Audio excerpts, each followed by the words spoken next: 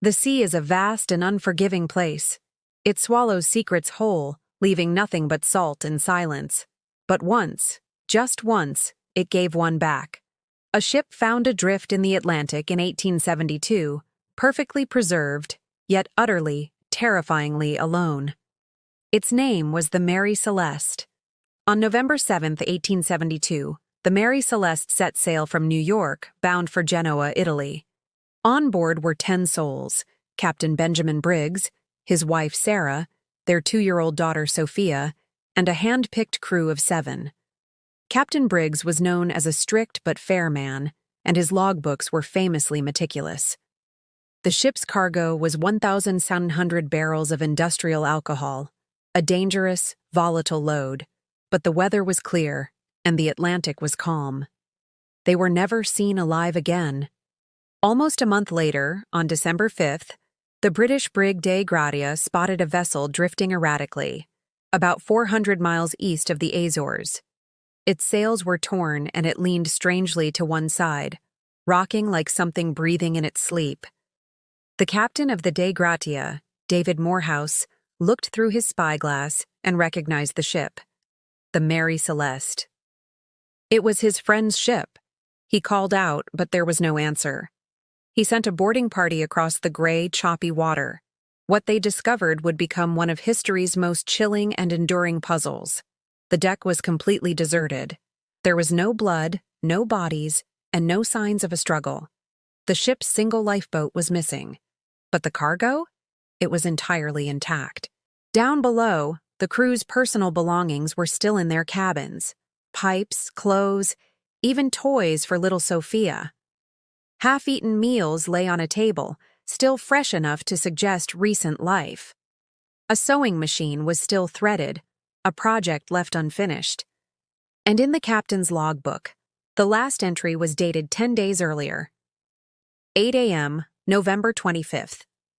Moderate winds, all well. After that, nothing. Just empty pages. In the hold, several barrels of the industrial alcohol had leaked. The air was thick with invisible, flammable, and potentially deadly fumes. Some have theorized that the crew panicked, fearing a catastrophic explosion and abandoned ship. But that theory raises more questions than it answers. Why would they leave without their shoes or valuables? Why was the lifeboat's rope seemingly cut in a hurry instead of being properly untied?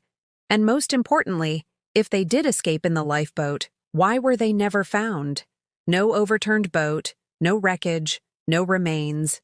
Just the Mary Celeste, calmly sailing herself across the empty ocean. When the Dei Gratia towed the ghost ship to port, investigators swarmed aboard, searching for any clue. They found the ship to be perfectly seaworthy. There was plenty of food and fresh water, enough for months. The ship's compass was shattered, but was it from an accident or was it smashed intentionally? A sword was found on deck with stains that were initially mistaken for blood, though later analysis revealed it was just rust. Theories began to multiply like wildfire.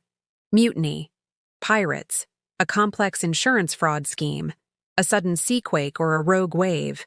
Some even whispered of supernatural forces. But every single explanation dissolved under scrutiny, like salt in the rain. Newspapers of the era had a field day with the mystery. Sensationalist headlines suggested a giant sea monster had dragged the crew into the depths. Others whispered of a cursed ghost ship, crewed by the damned. The name Mary Celeste quickly became synonymous with a terrible curse, and in the years that followed, it seemed the curse was real. The ship's luck turned rotten. It changed owners multiple times, and each one met with ruin, bankruptcy, bizarre accidents, even sudden death. Finally, in 1885, her last captain deliberately tried to wreck her on a reef near Haiti to collect the insurance money. But even that attempt failed. He was caught, tried, and jailed. The cursed hull of the Mary Celeste sank beneath the waves, taking her secrets down forever. Yet even the sea couldn't silence her legend. For decades after she sank, sailors claimed to glimpse a phantom brig drifting through the fog, her sails full even when there was no wind. They saw lanterns flickering on a deserted deck. They heard no crew. only the faint, chilling sound of a child laughing from below deck. The ocean remembers, they said, and it always keeps what it's owed. To this day, modern historians and scientists still debate what truly happened on that fateful day in 1872. Was it a small, contained explosion from the alcohol fumes that caused a brief, panicked evacuation? Did a sudden waterspout or rogue wave sweep everyone overboard while they were on deck? Or perhaps a more scientific theory, like carbon monoxide poisoning from a faulty stove, which could have caused disorientation and hallucinations. Each theory answers one question, but leaves 10 more unanswered. The Mary Celeste remains the most famous ghost ship in history, a floating, silent reminder that sometimes the scariest mysteries aren't found in haunted houses on land, but out on the water, where the world ends and the deep begins. Crew of 10, lost at sea, yet she still sails.